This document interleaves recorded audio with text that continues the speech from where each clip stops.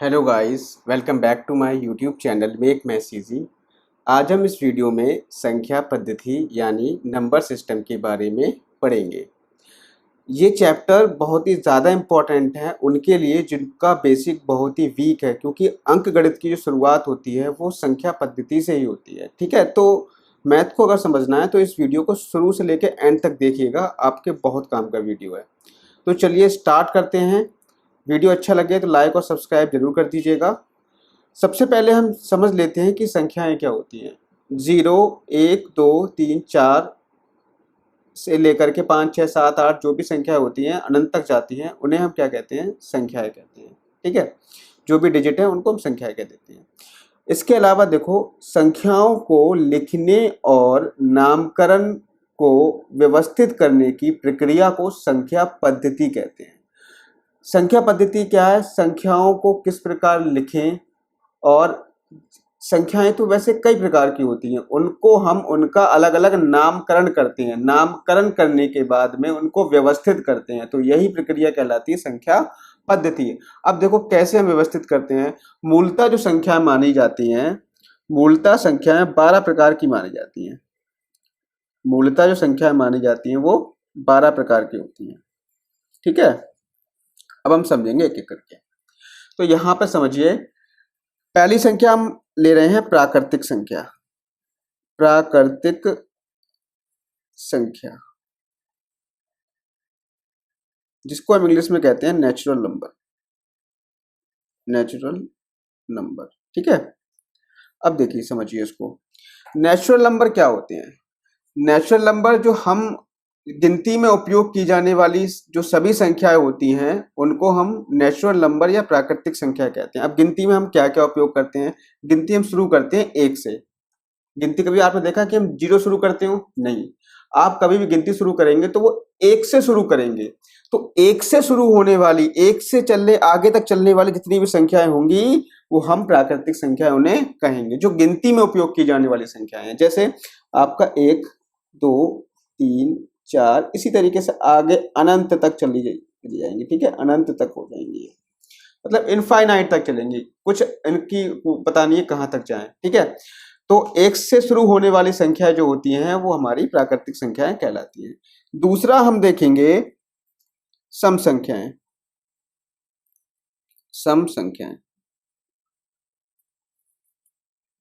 इनको हम कहते हैं इवन नंबर।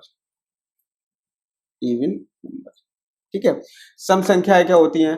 देखो, ऐसी प्राकृतिक संख्या जो 2 से पूर्णतः विभाजित हो जाती है। 2 से पूर्णतः विभाजित हो जाती है। मेरा वीडियो है एक रूल्स ऑफ डिविजिबिलिटी वाला, वो आप देखिएगा।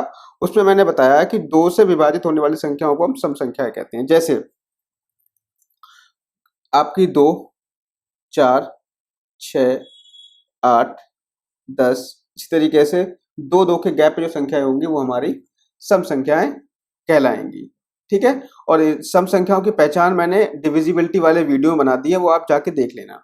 नेक्स्ट है विषम संख्याएं। विषम संख्याएं, विषम संख्याओं को हम कहते हैं ऑड नंबर। और ऑड नंबर यानी विषम संख्याएं वो संख्याएं होती हैं जो 2 से पूर्णतः विभाजित नहीं होती। 2 से पूर्णतः विभाजित नहीं होती, विभाजित नहीं होती। ठीक है, एग्जाम्पल ले लेते हैं यहाँ पे। एग्जाम्पल जैसे 1 हो गया, 3 हो गया, ठीक है, 2 गैप कर दो, 5 हो गया, 7 हो गया, 9 हो गया, इसी तरीके से अनंत तक जाएंगी। ये हो जाएंगी विषम संख्याएं। ठीक है, नेक्स्ट है अगला पूर्णांक संख्याएं। पूर्णांक संख्याएं,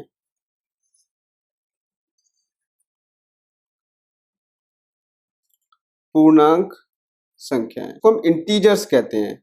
इंटीजर्स कहते हैं इंग्लिश में। इंटीजर्स क्या होते हैं समझिए। इंटीजर्स क्या होते हैं? ये 3 प्रकार के होते हैं बेसिकली, अगर देखा जाए। वैसे तो इंटीजर धनात्मक, ऋणात्मक और 0 से मिलकर बनी हुई संख्याएं जो होती हैं वो आपके इंटीजर्स यानी पूर्णांक संख्याएं कहलाती हैं।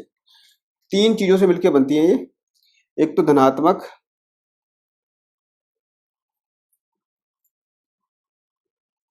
धनात्मक, ऋणात्मक और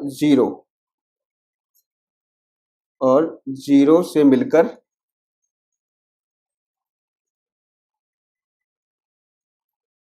बनी हुई संख्या।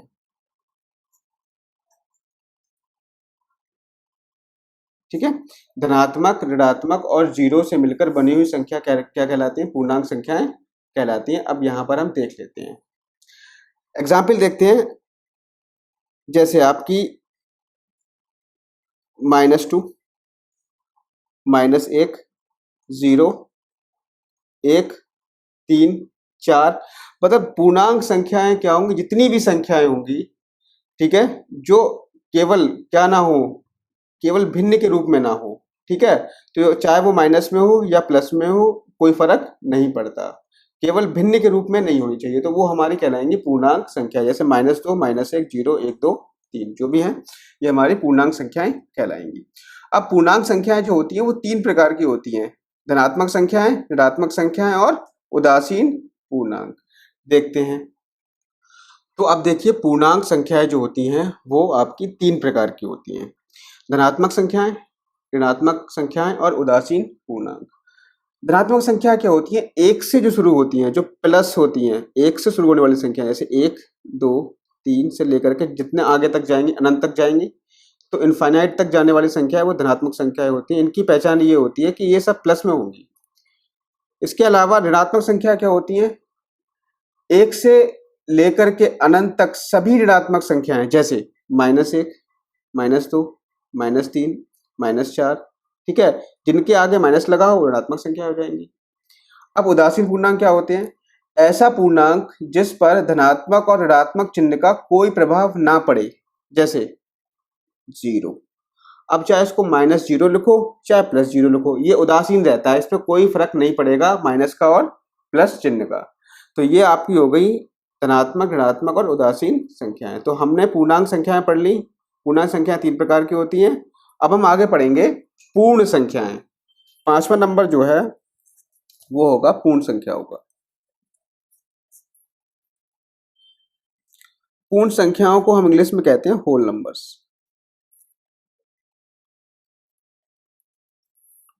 होल नंबर्स, ठीक है, होल नंबर्स कहते हैं।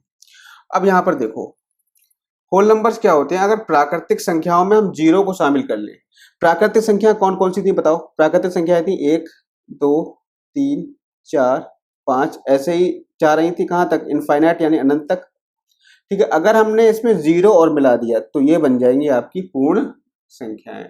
ठीक है, पूर्ण संख्याओं में हम प्राकृतिक संख्याओं में 0 मिला देते हैं, 0 और ऐड कर दिया तो वो बन जाएंगी पूर्ण संख्याएं। नेक्स्ट हमारी जो आ जाती है वो है अब भाज्य संख्या। भाज्य संख्या 6वां नंबर है, भाज्य संख्या।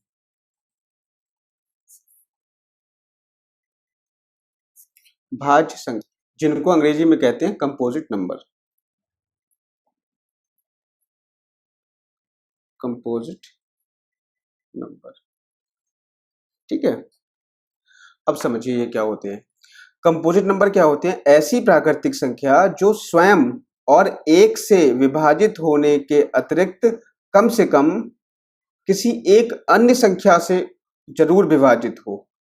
जो स्वयं और एक से विभाजित होने के अतिरिक्त किसी और संख्या से विभाजित हो, उसे हम कहते हैं भाज्य संख्या। जैसे देखो, हम यहां पर एग्जाम्पल ले रहे हैं, जैसे मान लीजिए 4 है। 4 हमारी क्या है? सबसे छोटी भाज्य संख्या जो है वो 4 है। ये ध्यान रखना, यूपी टेट का मैं तो हर बार संख्या से एक प्रश्न आ ही जाता है कि बताइए पाई एक अपरमेय संख्या है, ठीक है, सबसे छोटी अभाज्य संख्या कौन सी है? ठीक है, सबसे छोटी भाज्य संख्या कौन सी है? तो सबसे छोटी भाज्य संख्या की बात करें तो वो 4 है। क्यों? क्योंकि 4 देखो खुद से विभाजित होगा, एक से विभाजित होगा, एक से और खुद से विभाजित होने के अलावा ये 2 से विभाजित हो रहा है। कहने का मतलब यह है, कोई संख्या अगर एक से विभाजित हो और स्वयं से विभाजित हो, इसके अलावा किसी और संख्या से विभाजित होनी चाहिए। अब आप कहोगे कि सर 3 क्यों नहीं लिया आपने?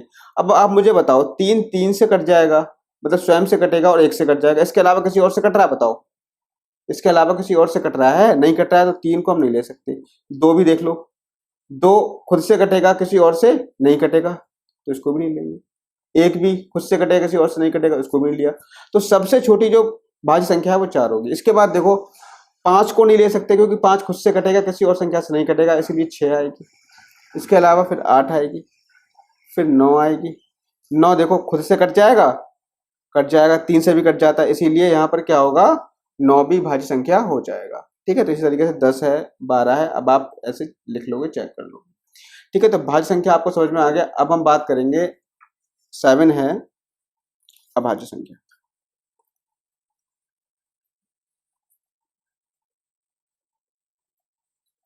अभाज्य संख्या को हम इंग्लिश में कहते हैं प्राइम नंबर। क्या कहते हैं? Prime number.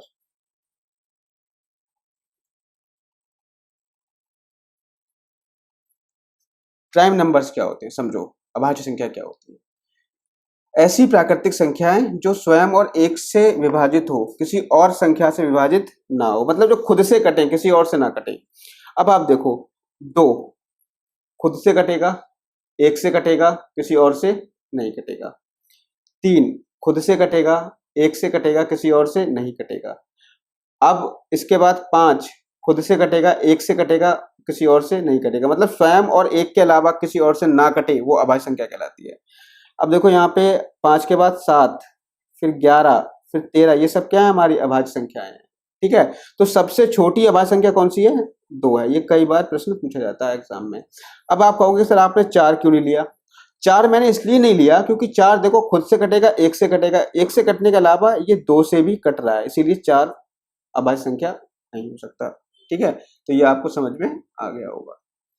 अब हम आगे पढ़ेंगे सह अभाज्य संख्या, को प्राइम नंबर्स। ठीक है, को प्राइम नंबर्स 8 है सह अभाज्य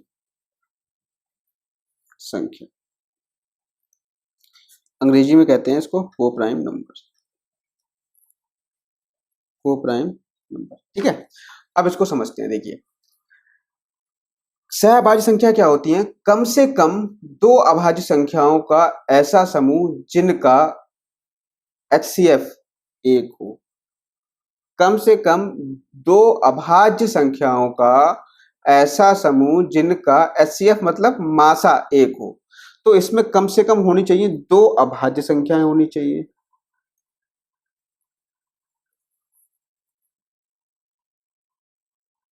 ठीक है, और जिनका HCF यानी मासा कितना होना चाहिए? 1 होना चाहिए। ये चीज ध्यान रखनी है। तो यहां पर हम लेते हैं उदाहरण। देखो यहाँ पे हम संख्या जो चलेंगी ना वो चलेंगी पेयर में, क्योंकि यहाँ पे को आ रहा है, सह आ रहा है, तो 2 संख्याएं चलेंगी 5 और 7। देखो ये इनका लासा निकालोगे 5, सॉरी इनका मासा निकालोगे 5 और 7 का, तो इनका मासा आएगा 1, और ये आपस में कैसी हैं? अभाज्य संख्याएं हैं। इसके अलावा देखो 2 और 3, इनका दोनों का मासा निकालोगे तो 1 आएगा, ये आपस में कैसी हैं? अभाज्य संख्याएं हैं। तो इन्हें हम कहते हैं सह अभाज्य संख्याएं। अब देखिए अगला है परमेय संख्याएं, या इनको हम कहते हैं रैशनल नंबर। इनको आप ध्यान से समझना, ये क्या होती हैं। वे सभी संख्याएं जिनको P बटे Q की फॉर्म में लिखा जा सके। पहली चीज क्या है? जो P बटे Q की फॉर्म में लिखी जा सके, मतलब जो अंश बटे हर के रूप में लिखी जा सके। दूसरी चीज क्या है? जिसमें हर का मान 0 ना हो, हर का मान 0 ना हो, वो सभी संख्याएं क्या होती है? परमेय संख्याएं होती हैं। जैसे यहां पर हम एग्जाम्पल लेते हैं 5/7, 5/7। तो मुझे बताओ इसमें अंश भी है, इसमें हर भी है, अंश और हर दोनों हैं, और दूसरी कंडीशन क्या है? हर 0 नहीं है। अगर ये दोनों कंडीशन सेटिस्फाई हो रही हैं तो वो हमारी परमेय संख्या होगी। जैसे हमें ले लें 6/9, यहाँ पे देखो अंश 6 है, हर 9 है, और इसमें हर 0 नहीं है, तो ये क्या हो जाएगी? परमेय संख्या हो जाएगी। जैसे हमने ले लिया यहाँ पे 2, बताओ परमेय संख्या है या नहीं है? मैं कह रहा हूं ये परमेय संख्या है। अब आप कहोगे सर इसमें हर तो है ही नहीं, तो हर बेटा यहाँ पे है, क्योंकि हर यहाँ पर 1 रहेगा नीचे। जिस संख्या के नीचे कुछ नहीं होता उसके नीचे 1 होता है। अब देखो यहाँ पे अंश कितना है? 2 है, हर कितना है? 1 है। अंश 2, हर 1। दूसरी कंडीशन क्या है? हर 0 ना हो, हर 0 भी नहीं है, 1 है, तो ये भी क्या होगी? परमेय संख्या होगी। मतलब जितनी भी संख्याएं जो हमारी प्राकृतिक संख्याएं होती हैं, जितनी भी प्राकृतिक संख्याएं होंगी, प्राकृतिक क्यों, जितनी भी पूर्ण संख्याएं होंगी, जितनी भी पूर्ण संख्याएं हैं वो सभी हमारी सभी परमेय संख्या होती है। जितनी भी पूर्ण संख्याएं होती हैं वो सभी क्या होती हैं, परमेय संख्याएं होती हैं। बताओ जीरो, जीरो परमेय संख्या है या नहीं है? हाँ, जीरो परमेय संख्या है। क्यों? क्योंकि इसके नीचे एक है, इसमें अंश कितना है, जीरो है, हर कितना है, एक है। दूसरी कंडीशन क्या है, हर जीरो नहीं होना चाहिए। देखो हर जीरो नहीं है, मैंने क्या कहा है, हर जीरो ना हो, अंश तो जीरो हो सकता है लेकिन हर जीरो ना हो बस। तो जीरो भी क्या है, एक हमारी परमेय संख्या है, ये बात आपको ध्यान रखना है। तो जीरो, एक, दो, तीन, चार, पांच जितनी भी है वो सब हमारी परमेय संख्या है, और जो अंश बटे हर के रूप में होंगी वो तो परमेय संख्या होंगी ही। ठीक है, समझ गए होगे आप। अब हम आगे बढ़ जाते हैं। हाँ, एक चीज और देख लो यहाँ पे, जैसे मैंने यहाँ पे लिख लिया अंडर रूट 4, बताओ परमेय संख्या है या नहीं है? तो देखो अंडर रूट 4 को आप इसका वर्गमूल निकालोगे तो कितना आएगा, 2, और 2 हमारी क्या होती है, परमेय संख्या होती है, इसीलिए अंडर रूट 4 भी परमेय संख्या होगी। अंडर रूट 25 परमेय संख्या है या नहीं है? वर्गमूल निकल रहा है नहीं निकल रहा है, देखो हाँ वर्गमूल निकल रहा है। वर्गमूल जब पूरा पूरा निकल रहा है तो इसका मतलब ये परमेय संख्या है। वर्गमूल पूरा पूरा ना निकलता तो परमेय संख्या नहीं होती, तो वो हो जाती है अपरमेय संख्या। अब हम बात कर लेते हैं अपरमेय संख्या। अपरिमेय संख्या,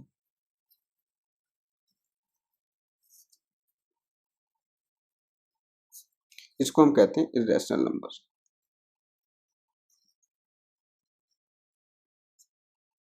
इर्रेशनल नंबर। तो अब यहां पर देखो, परमेय संख्या हमने पढ़ ली, अब हम पढ़ेंगे अपरमेय संख्याएं। अपरमेय संख्या क्या होती है, जिनको p बटे q की फॉर्म में ना लिखा जा सके, p बटे q की फॉर्म में ना लिखा जा सके। और दूसरी पहचान क्या है, जिनको वर्गमूल चिन्ह के अंदर, जिनको करनी, सॉरी जो करनी होती है उसके अंदर लिखा जाता है, करनी के अंदर लिखा जाता है, वो सभी हमारी क्या होती है, अपरमेय संख्या होती है। जैसे देखो, मतलब कहने का यह है कि इनका पूर्ण वर्गमूल नहीं निकलता, पूर्ण वर्गमूल नहीं निकलता, ये समझ आना बस, पूर्ण वर्गमूल नहीं निकलता इनका।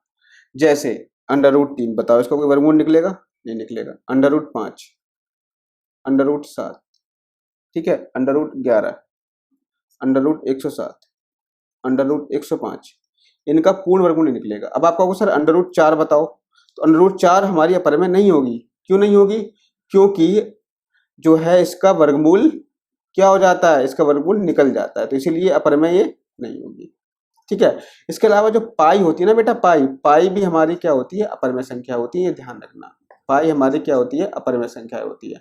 अब आप कहोगे सर पाई को तो हम 22/7 के फॉर्म में लिख सकते हैं, ठीक है, आप ही कहोगे सर पाई को तो हम 22/7 के फॉर्म में लिख सकते हैं, लेकिन नहीं बेटा, ये 22/7 जो है ना, इसका एग्जैक्ट मान नहीं होता है। हम इसको 22/7 में हमने मान लिया है, अपने आप ही अज्यूम कर लिया है, लेकिन इसका एग्जैक्ट मान 22/7 नहीं होता। ठीक है, तो इसीलिए पाई क्या होती है, एक अपरमेय संख्या होती है। समझ गए मेरी बात को? ठीक है, अब हम आगे बढ़ जाते हैं, वास्तविक संख्या क्या होती है। तो वास्तविक संख्या क्या होती है, देखिए, अपरिमेय और परिमेय संख्याओं को सम्मिलित रूप से लिखने पर जो वास्तविक संख्याएं प्राप्त होती हैं उन्हें हम क्या कहते हैं, वास्तविक संख्या कहते हैं। मतलब यह है, जो परिमेय संख्या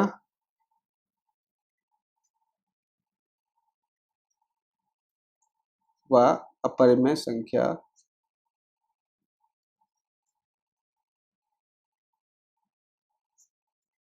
परिमेय संख्या व अपरिमेय संख्या को सम्मिलित रूप से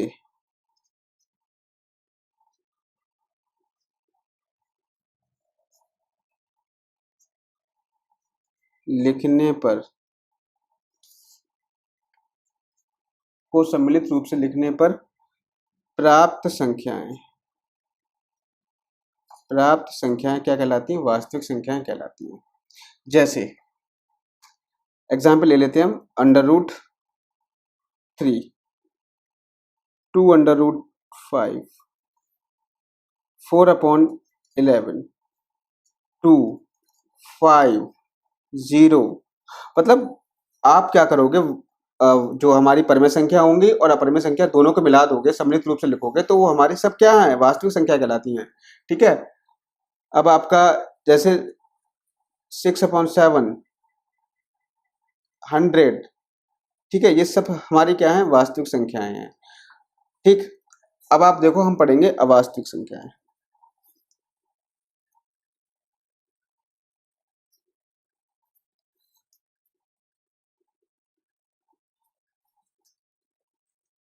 इनको हम कहते हैं काल्पनिक, या इनको अनरियल नंबर भी कह देते हैं, या इनको इमेजिनरी नंबर भी कहते हैं, इमेजिनरी नंबर।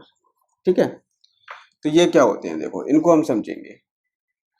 अब काल्पनिक संख्या वह संख्या होती है जो वास्तविक ना हो, ठीक है, जो वास्तविक ना हो और जिसको आई से दर्शाया जाता है। किससे? आई से दर्शाया जाता है। ठीक है, और इसमें जो है आई स्क्वायर का जो मान होता है वो होता है आपका -1। फिलहाल आपको वास्तविक संख्या इमेजिनरी नंबर से कोई मतलब नहीं है, ये आपके मतलब की नहीं है। बस आपको कहाँ तक पढ़ना है, आपको वास्तविक संख्याओं तक पढ़ना होता है। ठीक है, इससे इनका कोई भी मतलब नहीं होता है। तो यहां तक आप समझ गए होंगे। ठीक है, अवास्तविक संख्याएं को कैसे लिखा जाता है, आई के फॉर्म में लिखा जाता है। तो आई स्क्वायर का जो मान होता है वो -1 होता है। जैसे मान लो अगर ये आ जाए -1, इसका बताओ वर्गमूल निकल सकता है -1 का? -1 का अगर वर्गमूल निकालोगे तो क्या निकल सकता है? नहीं निकल सकता। जब वर्गमूल निकल ही नहीं सकता, अब बताओ क्या करोगे? तो हमने क्या करते हैं, -1 को क्या कर लेते हैं, आई स्क्वायर मान लेते हैं। अब यहाँ से आई निकल आएगा इसका वर्गमूल। तो हमने क्या है कि मतलब ये इमेजिनरी नंबर है, ये एक्चुअली में पॉसिबल है ही नहीं।